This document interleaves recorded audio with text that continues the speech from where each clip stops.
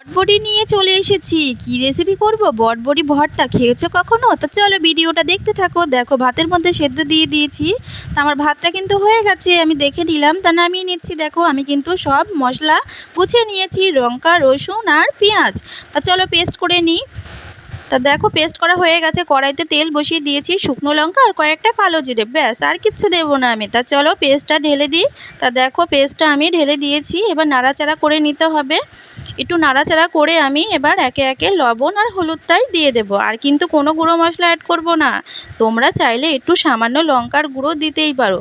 তা আমি কোনো মশলা অ্যাড করছি না। দেখো তা আমার ভিডিওটা কিন্তু বেশিক্ষণের জন্য না, 1 মিনিটের জন্য। তার রেসিপিটা কিন্তু খুব মন দিয়ে দেখো, তোমরা নয় কিন্তু মনে রাখতে পারবে না। তা দেখো এরকম রস টানিয়ে নিতে হবে। তা দেখো রান্নাটা যখন আমার শেষ হয়ে যাবে, কালারটা কিন্তু চেঞ্জ হয়ে গেল। তা দেখো আমি নামিয়ে নিচ্ছি এখন। তা আমার এই রেসিপিটা তোমাদের কেমন লাগলো অবশ্যই বাড়িতে ট্রাই করে দেখো। তা আমার এই সুন্দর সুন্দর রেসিপি যদি দেখতে চাও, চ্যানেলটা ফলো করে রেখো।